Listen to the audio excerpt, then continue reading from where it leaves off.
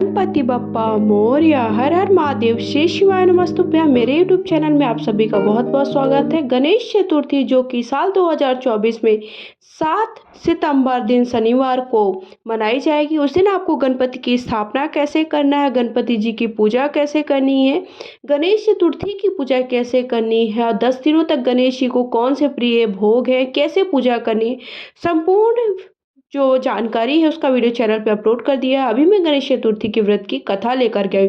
सबसे पहले हाथ में अक्षत और पुष्प ले लीजिए, उसके बाद ही कथा सुनना प्रारंभ करिएगा। बोलिए गणपति बप्पा मोरया। पूर्व काल में राजाओं में श्रेष्ठ राजा नल था। उनका रूपवती नाम की दमयंती थी। सामवंश राजा नल को राज्यच्युत खोना पड़ा और रानी के वियोग में कष्ट सहना पड़ा। तब दमयंती ने इस व्रत के प्रभाव से अपने पति को प्राप्त किया था। राजा नल के ऊपर विपत्तियों का पहाड़ टूट गया था। डाकुओं ने इनके महल से धन, गजशाला से हाथी, घुड़शाला से घोड़े हरण कर लिए। महल को अग्नि से जला दिया। राजा नल भी जुआ खेलकर सब कुछ हार चुके थे। नल असहाय होकर रानी के साथ वन को चले गए। शापवश स्त्री से भी वियोग हो गया। कहीं राजा और कहीं रानी दुखी होकर देशाटन करने लगे।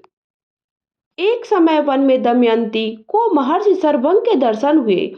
दमयंती ने मुनि को हाथ जोड़कर नमस्कार किया, प्रार्थना की, प्रभु मैंने अपने पति से किस प्रकार से मिलूंगी। सर्वभंग मुनि ने बोला, दमयंती भादों की चौथ को एक दंत गजानन की पूजा करें। तुम भक्ति और श्रद्धा पूर्वक गणेश चौथ का व्रत करो, तुम्हारे स्वामी तुम्हें अवश्य मिल जाएंगे।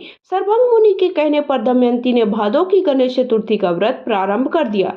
7 मास में ही अपने पुत्र और पति को प्राप्त कर लिया। इस व्रत के प्रभाव से नल ने सभी सुख प्राप्त किए। विघ्न का नाश करने वाला, सुख देने वाला सर्वोत्तम व्रत मैंने आपसे कह दिया है। से मैंने आपको पहली कथा सुना दी है। दूसरी कथा पौराणिक एवं प्रसिद्ध श्री गणेश कथा के अनुसार एक बार देवता कई विपदाओं से घिरे थे। तब वह मदद मांगने भगवान शिव के पास गए। उस समय शिव के साथ कार्तिकेय गणेश जी बैठे थे। देवताओं की बात सुनकर शिव जी ने कार्तिकेय और गणेश जी से पूछा कि तुम में से कौन देवताओं को कष्टों का निवारण कर सकता है। तब कार्तिकेय और गणेश जी दोनों ने ही स्वयं इस कार्य के लिए सक्षम बताया। इस पर भगवान शिव ने दोनों की परीक्षा लेते हुए कहा, तुम दोनों में सबसे पहले जो पृथ्वी की परिक्रमा कर लेगा वही देवताओं की मदद करने जाएगा। भगवान शिव के मुख से वचन सुनते ही कार्तिकेय अपने वाहन मोर पर बैठकर पृथ्वी की परिक्रमा के लिए निकल गए। परंतु गणेश जी सोच में पड़ गए कि वह चूहे के ऊपर चढ़कर सारी पृथ्वी की परिक्रमा करेंगे तो इस कार्य में उन्हें बहुत विलंब होगा। तभी उन्हें एक उपाय सूझा। गणेश अपने स्थान पर बैठे हुए अपने माता पिता की 7 बार परिक्रमा करके वापस बैठ गए। परिक्रमा कर लौटने पर कार्तिकेय स्वयं को विजेता बताने लगे। तब शिव जी ने गणेश जी से पृथ्वी की परिक्रमा न करने का कारण पूछा।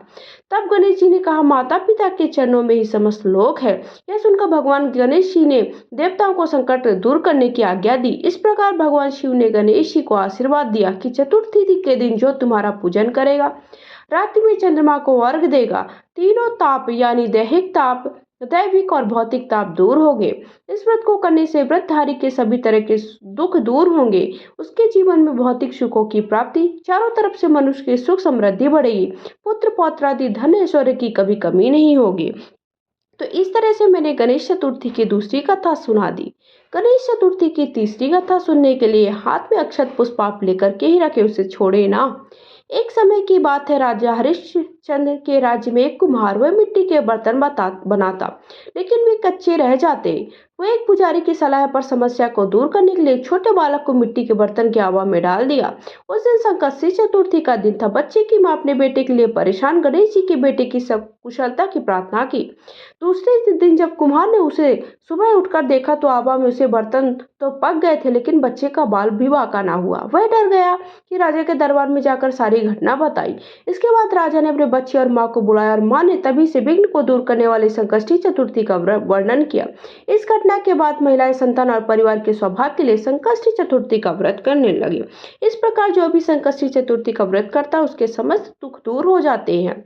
तो इस तरह से मैंने आप सबको तीसरी कथा सुना दी। चौथी और अंतिम कथा सुनाने जा रही हूँ। तो अगर अभी तक आपने मेरे वीडियो को लाइक नहीं किया, चैनल को सब्सक्राइब नहीं किया, तो प्लीज मेरे चैनल को सब्सक्राइब कर लीजिए। कमेंट बॉक्स में जाके हर हर महादेव, श्री शिवाय नमस्तुभ्यम या फिर जय गणपति बप्पा अवश्य लिखिएगा।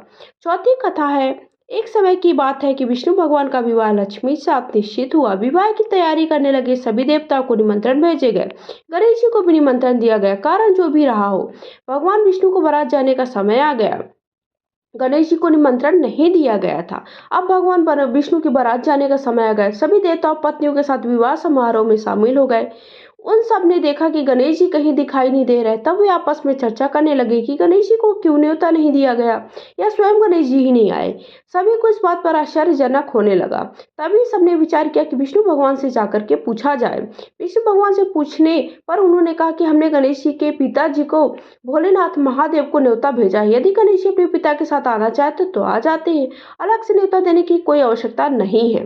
दूसरी बात यह है कि उनका 1.25 मन मूंग, 1.25 मन चावल, 1.25 मन घी और 1.25 मन लड्डू का भोजन दिन भर में चाहिए है। यदि गणेश जी नहीं आएंगे तो कोई बात नहीं है। दूसरे के घर जाकर इतना सारा खाना पीना अच्छा ही नहीं लगेगा।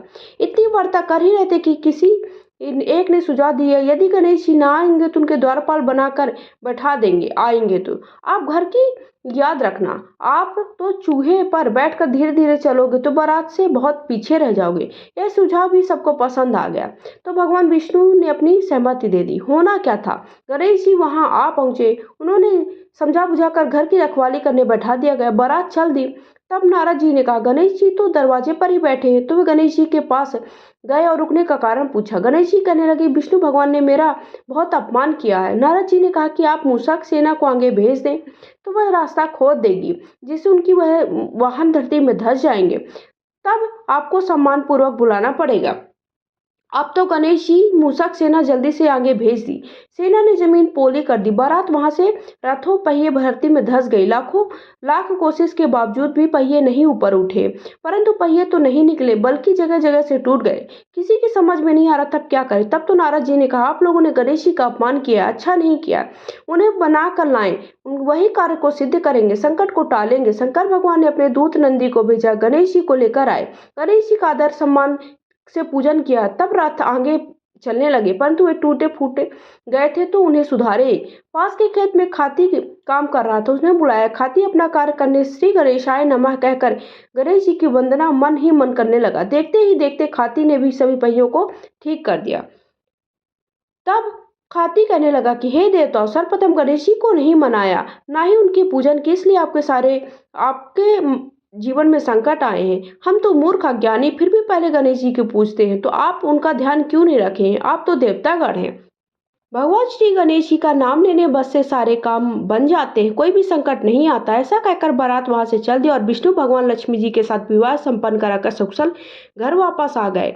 हे गणेश जी महाराज, आपने विष्णु जी के जैसे कार्य को पूर्ण किए हैं, वैसे कार्य सबके सिद्ध करे। बोले गजानन भगवान की जय हो।